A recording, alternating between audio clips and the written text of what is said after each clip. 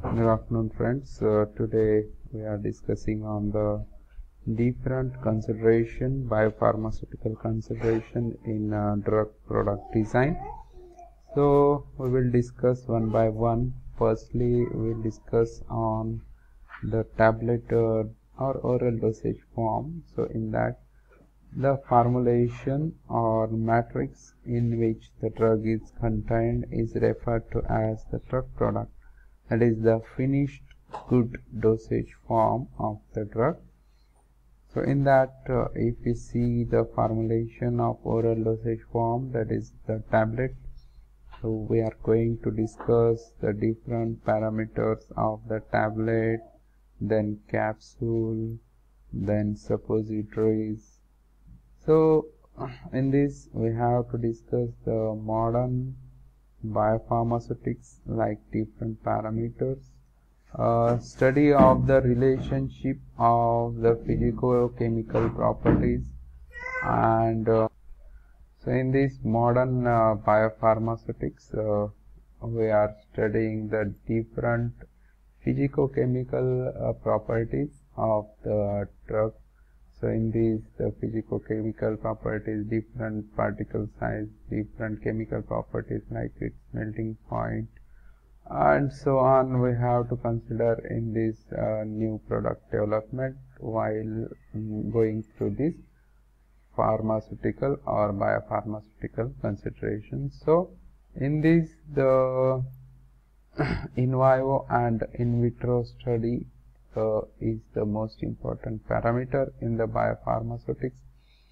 So in vitro we can study the solubility, the different dissolution, disintegration parameters, and in vivo we have to go for the correlation or result of these in vitro study in the animal or in the clinical study. So in vivo study is most important to tally with this in vitro study. So in vitro behavior is also we have to consider of this drug and the drug product on the delivery of the drug to the body under normal or pathologic conditions. So we have to discuss the different drug delivery of the different products to the body under normal conditions. So as the dosage form or the nature of our drug or chemical entity that changes, so as on these changes occurs in the results, biopharmaceutical results of the drug, so we have to consider these changes related to the dosage form or form of that drug. So as generally we know that what is meant by the viability. So what is meant by the viability means that we refer this viability to the measurement of the rate and extent of that active drug that reach up to the systemic circulation in the body. So when we take any drug that dissolve in the body, then after administration, distribution, metabolism, ADME properties that we have seen. But when we can check the biopharmaceutical parameters or the viability of any drug, that the dose or the drug percent of the drug that reaches up to the systemic circulation, means the drug into the bloodstream of that human being or any animal which we are going to take for trial. So we refers this to the measurement of the rate and extent of active drug that reaches the systemic circulation. So what is the aim of biopharmaceutics? It's very easy to adjust the delivery of drug to the general circulation in such a manner as to provide optimal therapeutic activity for the patient.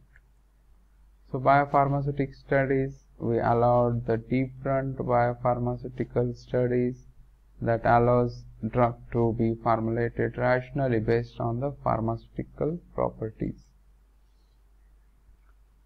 So some drugs, they are intended for topical or local therapeutic action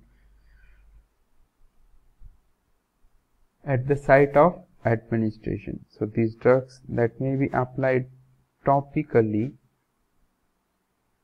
to the skin, nose, eye, mucosa, membrane, buccal cavity, throat and rectum. That drug is intended for local activity that may be given intravaginally, into the urethra tract, intranasally, in the ear, on the eye or orally. So anti-infective, antifungal, local anesthesia, vasoconstrictors, they are given topically. So each route of drug application that presents a special biopharmaceutical consideration in drug product design, example vaginal tablets or eye medications. So while going for choosing any dosage form or any type of, as we discussed, the drug delivery, we have to consider the different parameters.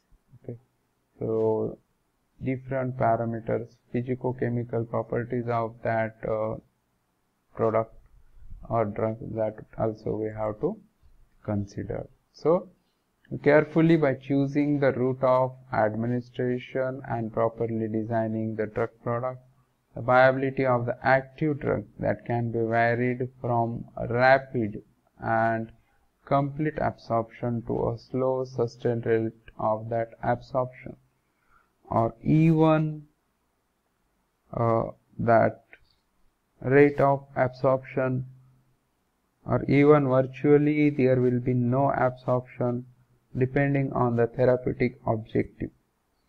So once the drug is systemically absorbed, the normal physiological process for the distribution and the elimination that occurs, which usually are not influenced by the specific formulation of the drug. Then the rate limiting steps in drug absorption. So this is also important part in succession of the rate process. So in that, the succession of the rate process, that is by the disintegration of the drug product, dissolution of the drug in the aqueous environment, absorption across the cell membrane into the systemic circulation. So all these processes, they are the rate limiting step in the absorption. So disintegration, dissolution of the drug and absorption across the cell membrane in the systemic circulation. So in this figure you can see that if you have taken the drug, if we have taken the drug in the drug product form, so this drug that will go, or that will disintegrate, that will release. So after disintegration, these solid particles, they will separate it, then it will go for the dissolution stage or dissolution step. Then after this drug in solution form, the absorption will occur, and finally that drug will go into the body. So this all is the rate process of drug viability in the human beings or in animals. So the slowest step in a series of kinetic process is called as the rate limiting step. So for sustained release or prolonged release product, disintegration of the solid drug product is usually more rapid than drug dissolution and drug adsorption.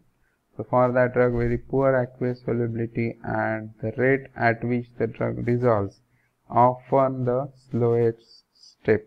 So nowadays a number of new medicines or in the tablet, new dosage form or the new form of that tablet is in the market.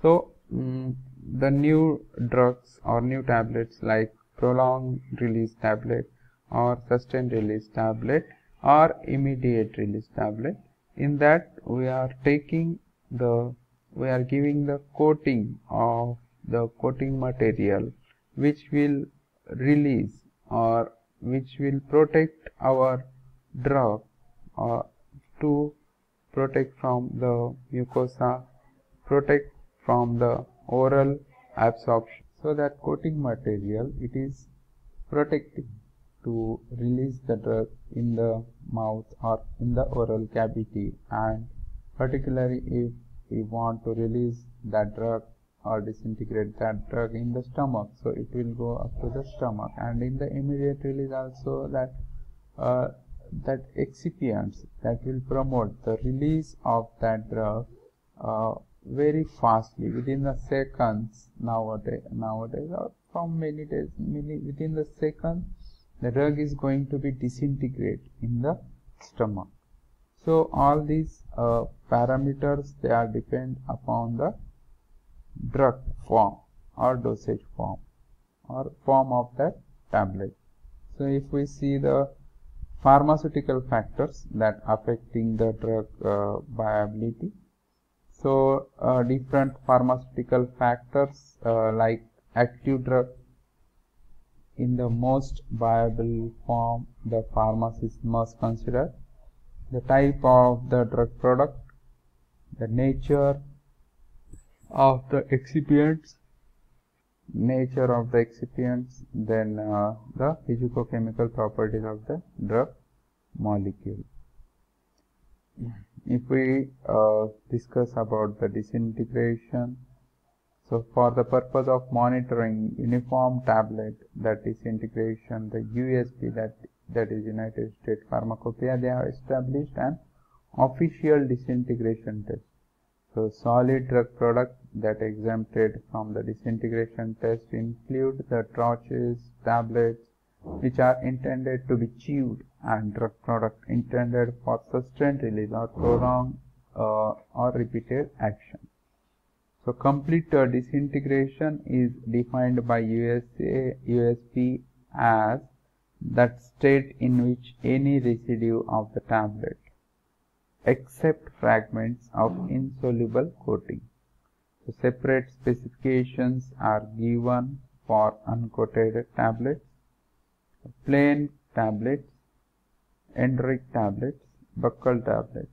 So although the disintegration that test allowed for precise measurement of the formation of fragments, granules, aggregates from solid dosage form, no information is obtained from this test in the rate of dissolution of that active drugs. Okay, this is of that disintegration. The dissolution, this process by which a chemical or drug becomes dissolved in a solvent in a biological system. A drug dissolution is an aqueous medium is an important prior condition of the systemic absorption. So here Naisy-Whitney equation that we will discuss, this is required some more time for discussing this Naisy-Whitney equation. So we can see here the stagnant phase stagnant layer that will diffuse the bulk of the solvent from region of the high drug concentration to the region of low drug concentration. So in addition to this factors, increasing in temperature will increase in the diffusion constant. So on the other hand, increasing in agitation, the solvent medium will reduce the thickness and the stagnant layer will be formed. So that we'll discuss in next that presentation.